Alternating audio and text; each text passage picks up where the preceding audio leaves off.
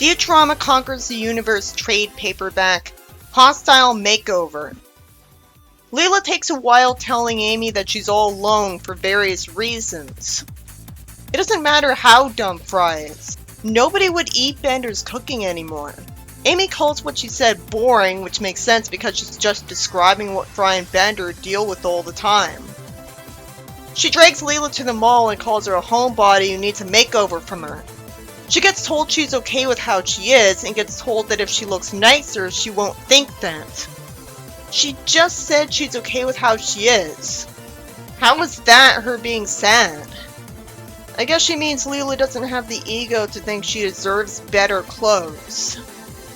She gives Leela the same hairstyle and clothes as her, which are miraculously still being sold even though Amy's been wearing the same thing for 20 years. And a rich girl like her would take her to a store selling new clothes. If you want to make this joke, you have to have her give her the clothes from her closet. Shockingly, Leela gets stared at by a lot of appreciative men and wishes she did this years ago. The only reason she thinks they aren't staring at Amy instead is that this never happened before when she was with Amy, or almost never did. It's ironic that a sweatsuit that hides more of her skin than the clothes she usually wears would attract positive attention compared to Leela's type of shirt. Aside from revealing the belly button, Amy's clothing is conservative. I guess it's because it's pink, which goes well with purple, so that does work better for Leela. As soon as Amy gets jealous, the rest of the story is predictable. Why didn't she realize she'd get jealous and not bother? Apparently she only helped her thinking that it wouldn't have had a noticeable improvement on her life to make herself feel better, and only wanted to make her better to look at for herself. She makes sure to give Leela a humiliating outfit and a Marge wig. She definitely wouldn't wear that. I can give her a pass on the dress because fashion standards change all the time, and now we look back on bright, garish fashion from the 60s as bad when it used to be popular. And Amy's a rich girl, so Leela would assume that she knows what's up to date in the fashion. But she's known her for a long time.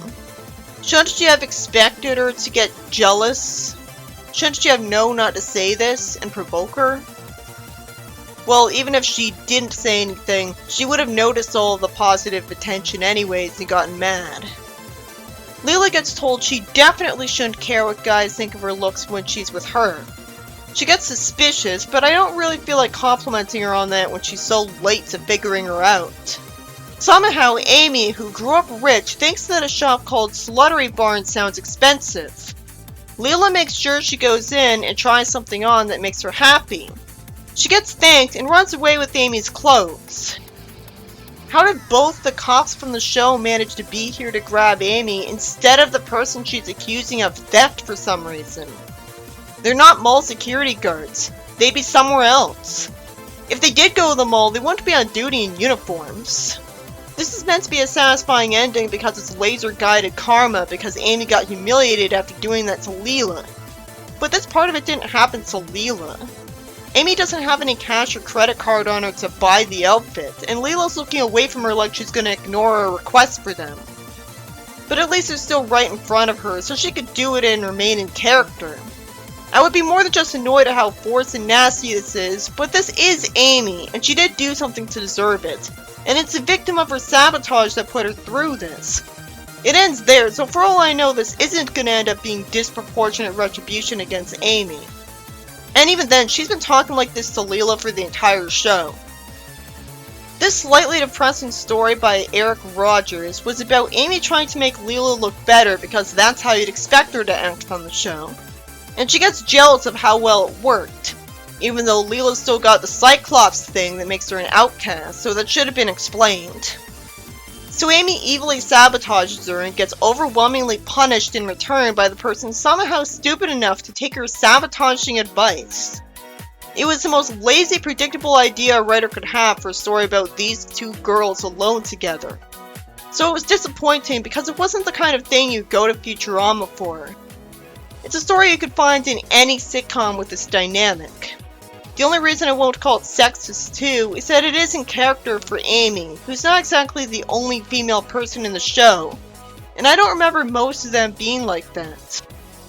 but it was still relatively good.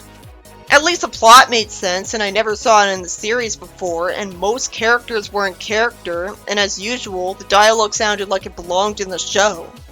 And even the pacing was good, and you can tell because I didn't complain about my time being wasted.